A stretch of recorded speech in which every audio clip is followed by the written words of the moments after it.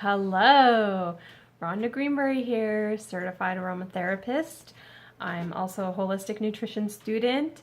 I am the creator of 5 Seconds to Healthy, and I am a doTERRA wellness advocate and an aromatic medicine student as well. I am coming on today because I want to talk to you about grapefruit. So, as you know, as a doTERRA affiliate, I buy a lot of my oils through doTERRA.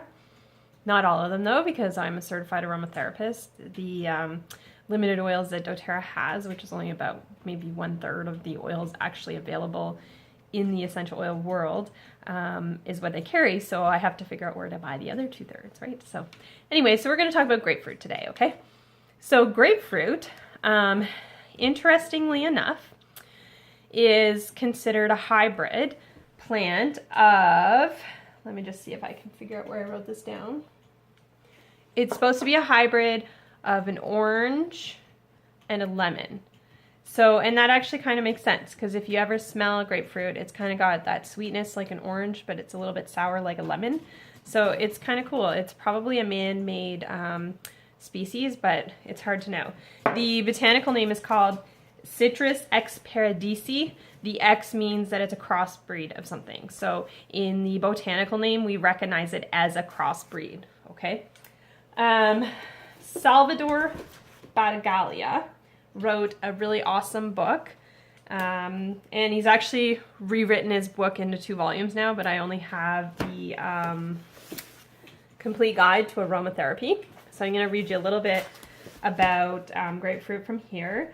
I have some of the properties memorized for essential oils, but I don't have them all memorized. So sometimes I like to take it from the actual aromatherapy books. And all of the books that I reference are usually written by professional aromatherapists, chemists, and scientists in the field. So I'm not taking a compilation of medical studies. I'm taking information from people who have been practicing and doing this for 25, 50, 70 plus years, okay? So, citrus oils are extracted from the peel of the plant. They're what we call cold pressed. So the actual essential oil is present in the peel. When you take the fruity, fleshy part of a citrus fruit, usually the essential oil is not present in that.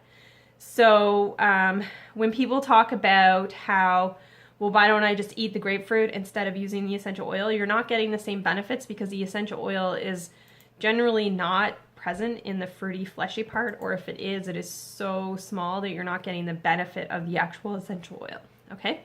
So just some food for thought there. So the grapefruit is, I'm just going to do a quick scan. So it grows everywhere. Typically the oil is produced in the US, the West Indies, Brazil, Israel, and Nigeria. Grapefruit grows on a tree. It's, as I said, it's extracted from the peels. It's cold pressed. It's really high in limonene, which is a chemical constituent that's really good for our body. Actually, our bodies benefit from having high levels of limonene. They've done some science on this, but how we choose to take the limonene is really important, because our body doesn't absorb it the same, and essential oils can do damage if they're not used properly, safely, or appropriately, okay? So when you're using an essential oil, you have to consider that you're not just using it for its scent. The fact that there's a lovely aroma is definitely a bonus when it comes to essential oils, but it's not supposed to be the purpose of using them alone, okay? There are therapeutic benefits to using all essential oils, so just some things to consider. So grapefruit is really great for the lymphatic system. It's a lymphatic stimulant, so it's indicated for cellulitis, obesity, and water retention. So it's like a diuretic. It'll actually, you'll probably urinate a little bit more, but it'll help flush out some of that. You know, people who have conditions where they're retaining water around their ankles and such. It happens more often, I think, to women than men, but grapefruit would be really handy for this. It's also uplifting. So it's really good for our nervous system, but also our emotions, right? Mood-wise. It's good for treating stress, depression, and nervous exhaustion. People who are depressed and lethargic, particularly in winter. So when we're looking at somebody who's suffering from something like a seasonal affective disorder, grapefruit would be a really excellent oil to incorporate in, let's say, some blends or even some topical uses, okay? It's good for skincare as well. So you can use it to treat oily skin and acne. And it has a tonic effect on the skin and the scalp, okay?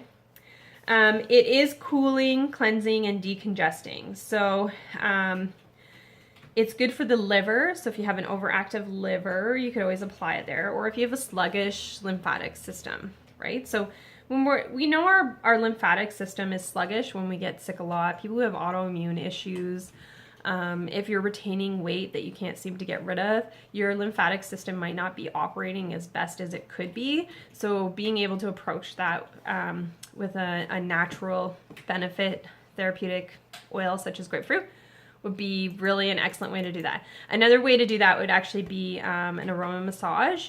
And I do actually do aroma massage. So if you happen to live in the Innisfil area of Ontario, feel free to look me up because I love doing aroma massage.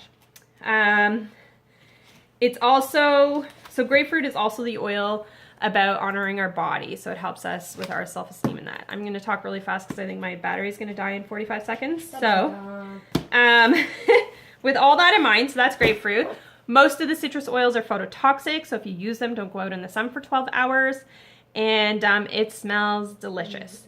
If you have any questions or comments on how to use grapefruit, leave me a comment and I would be so happy to help you learn more. All right, thanks guys. Have a great day. Bye.